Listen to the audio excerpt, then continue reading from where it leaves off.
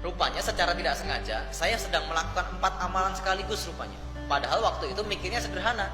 Kenapa? Daripada saya muter-muter bagi-bagi nasi ke jalan-jalan, belum tentu saya sanggup, ya. Belum tentu juga saya ketemu sama orang. Mendingan saya taruh aja di masjid biar gampang, praktis begitu. Awalnya dulu begitu. Rupanya setelah saya pelajari, secara tidak sengaja saya melakukan 4 amalan sekaligus. Yang ini menjadikan si Jum itu jadi amalan yang punya 4 keutamaan. Pertama, sedekah di hari Jumat. Kata Rasulullah, sebaik-baik sedekah adalah di hari Jumat. Yang kedua, kita sedekah ke tamunya Allah. Siapa? Orang yang habis sholat Jumat. Nah, ini jadi jawaban buat yang selama ini bertanya, kenapa si Jum di masjid? Sementara di masjid itu tidak semuanya orang miskin. Ada orang kaya, ada orang mampu. Kenapa disedekain nasi? Nah, ini jawabannya. Bapak Ibu, kita tidak sedang zakat. Kalau zakat itu wajib ke yatim, fakir, miskin, gharib, ibnu sabil, amil, dan seterusnya. Zakat ada aturannya. Tapi kalau sedekah boleh kepada siapa saja, bahkan termasuk pada orang kaya sekalipun. Kalau nggak percaya, coba ketika Bapak Ibu umroh dan haji di Mekah, di Masjid Nabawi mau di Masjidil Haram, banyak nggak orang yang bagi-bagi makanan? Banyak? Ya. Padahal yang berangkat umroh dan berangkat haji itu kira-kira orang berduit nggak? Minimal ada duitnya, Pak. Kenapa masih disedekain? Karena bukan maksud sedekah kepada orang miskinnya, tapi bermaksud bersedekah kepada tamunya Allah. Orang-orang yang bersedekah makanan di Masjidil Haram, di Masjid Nabawi itu bukan sedang bersedekah kepada orang miskin saja, tetapi mereka ingin memuliakan tamunya Allah. Sama, si Jum itu kenapa dibagi di masjid? Karena ingin memuliakan tamunya Allah, supaya tamunya Allah itu senang di masjid, nyaman di masjid. Karena kita ini sudah mulai bergeser, Pak, masjid ini. Masjid ini fungsinya mulai bergeser. Jadi sekedar tempat sholat. Padahal harusnya masjid itu jadi pusatnya peradaban, tempat orang ngobrol, diskusi tentang solusi, diskusi tentang masalah masyarakat, diskusi tentang sosial. Orang kalau miskin, kelaparan, datang kemana? Ke masjid cari makan. Orang nggak bisa bayar sekolah, datang kemana? Ke masjid. Orang butuh keadilan, datang kemana? Ke masjid. Orang butuh ilmu, datang kemana? Ke masjid. Harusnya begitu. Masjid jadi pusat peradaban. Nah, gimana jadi pusat peradaban? Kalau masjid tidak jadi tempat yang nyaman untuk nongkrong, untuk ngobrol. Nah, supaya nongkrong dan ngobrolnya enak, dikasih makanan, dikasih teh, kasih kopi, ya, biar ngobrol. Karena kata Rasulullah, tidak akan terjadi hari kiamat sebelum salam hanya berputar di kalangan orang-orang yang dikenal saja. Nah, selama ini itu yang terjadi, Pak. Bapak Ibu coba lihat, kalau Bapak Ibu ke mall, ibu-ibu misalnya, ibu-ibu jalan ke mall, ngelihat ada saudara muslim pakai jilbab, udah jelas-jelas pakai jilbab, disapa nggak pakai salam, assalamualaikum? Enggak. Ini membuktikan hadisnya Rasulullah bahwa sekarang salam itu hanya berputar di kalangan orang yang dikenal saja. Harapannya dengan wasilah makan si Jum, ngobrol bareng, jadi silaturahim.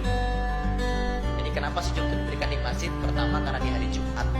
Yang kedua bersedekah kepada tamunya Allah. Dan Bapak Ibu bisa terjadi loh.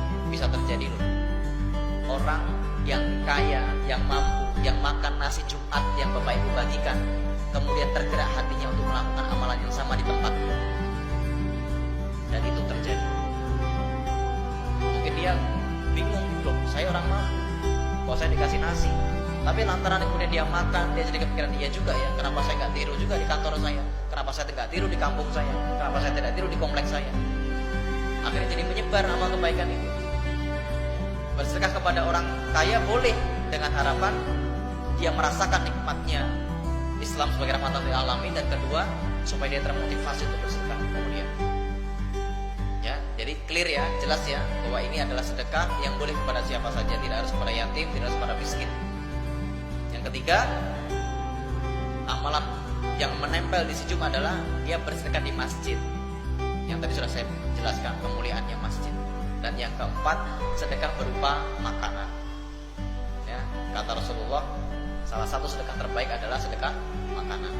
Barang siapa yang bersedekah makanan, menghilangkan laparnya orang, ya, maka Allah akan pisahkan dirinya dari api neraka sejauh 7 parit. Yang 2 parit itu setara dengan perjalanan 500 tahun. Tuh bayangin. Jadi orang-orang yang membagikan makanan itu dijauhkan dari neraka, Pak. Dijauhkan dari neraka. Makanya sedekah makanan itu terbaik. Bahkan zakat saja sebenarnya lebih utama zakat berupa bahan makanan, bukan duit. Karena memang harapannya sedekah terbaik itu makanan. Kenapa sih makanan itu sedekah terbaik?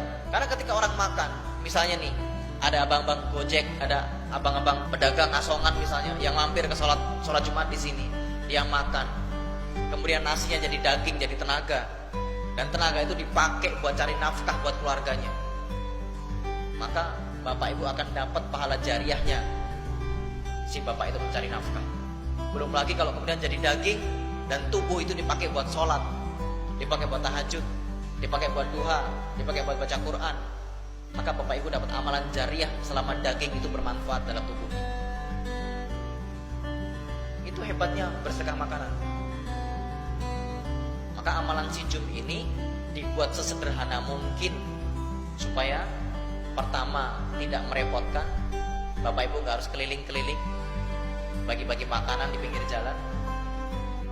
Dan rupanya secara tidak sengaja tadi saya temukan ada 4 keutamaan yang menempel di sijum.